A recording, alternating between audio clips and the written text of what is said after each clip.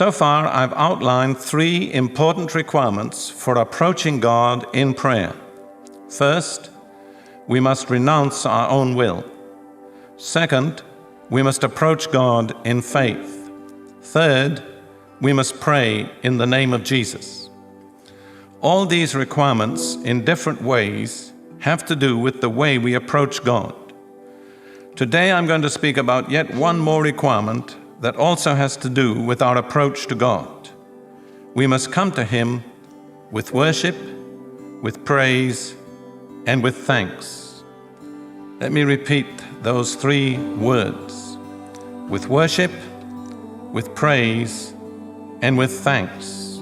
Now, these 3 things are closely related, and yet they're distinct, and each one of them is important in our approach to God. First of all, I'll speak about worship. Worship is something that is very little understood in contemporary Christendom. Worship is not praise. Worship is not singing hymns. Worship is something different. All the biblical words that are translated worship, both in the Old Testament and in the New, describe primarily an attitude of the body. There are different attitudes represented by different words.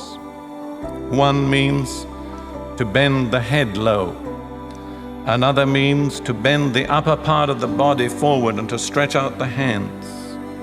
And a third means to prostrate oneself face downwards in the presence of the one whom one is worshiping.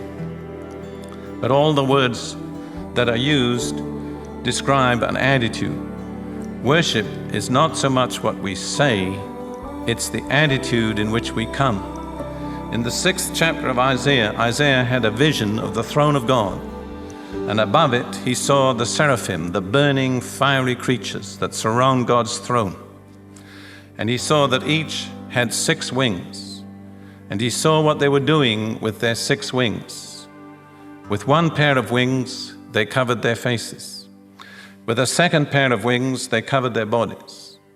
And with a third pair of wings, they flew. Notice that flying comes last.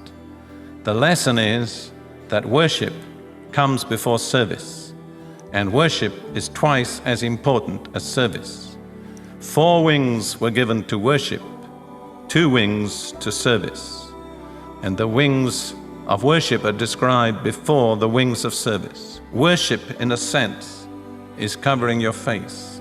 It's covering your body. It's bowing low. It's bending the head. It's an attitude. Of course, it does not have to be a physical attitude. We're talking about something in the spirit, the approach of our spirit to God. Jesus said the true worshipers must worship God in spirit and in truth. So we're talking about a worship in spirit, an attitude of the spirit, a heart bowed low in the presence of God. This is represented in the Lord's Prayer. Jesus tells us in Matthew 6:9, pray in this way: Our Father who art in heaven, hallowed be thy name. After we have first addressed God, the next thing we say is, hallowed be thy name. Thy name is holy. It's a privilege even to use thy name. We do it with reverence. We do it in lowliness. We do it in awe and wonder, honor and reverence. That's worship, a heart bowed low in God's presence. And the true worshipers must worship God in spirit and in truth. It's an attitude of the spirit. Then we look at praise. Praise, I would say, is vocal. It's uttered. It's different from worship. Worship is the attitude. Praise is the vocal expression. We praise God for who God is and what He does in general. This is stated in Psalm 48, verse 1. Great is the Lord and greatly to be praised. Praise should be in proportion to God's own person. He's great. He should be greatly praised. Praise is the response of the human heart to the greatness of God. Great in wisdom, great in power, great in his creative works and acts, great in his redemptive acts, great in his dealings with us. Everything that God is and does is great, and the praise he receives from us should be in proportion to his greatness. Great is the Lord, and greatly to be praised. Let me say, you never waste time praising the Lord. Most of us do it far too little.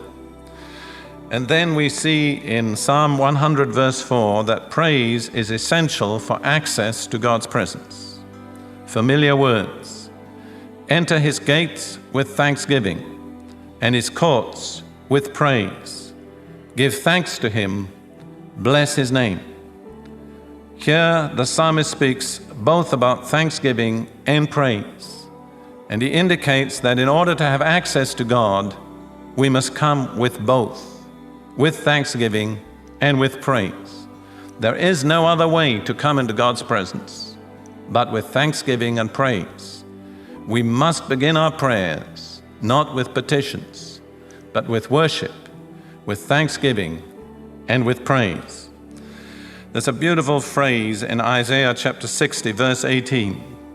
This is a prophetic description of the city of God, the place where God dwells, the home of God's people, the place of salvation. And speaking of this beautiful place, this city, Isaiah says, "You will call your walls salvation and your gates praise." Notice, this city is surrounded by walls that are salvation. That's God's provision, protection for his people. Salvation is the great all-inclusive word for all that God has provided for his people through the death of Jesus on the cross. It's every benefit and every blessing that has been purchased for us by the shed blood of Jesus on the cross. That's salvation. But in this city whose walls are salvation, there are gates. And in the New Testament, in the book of Revelation, we're told very clearly the only way into the city is through the gates. And Isaiah tells us the gates are praise. What does that say? It says that if you want to get into the city of salvation, if you want to get into the presence of God, if you want to come into the enjoyment of all God's provision and protection and blessings for his people, there's only one way in. You've got to come through the gate, and every gate is praise. So there's no other way into the presence of God but the way through the gate of praise.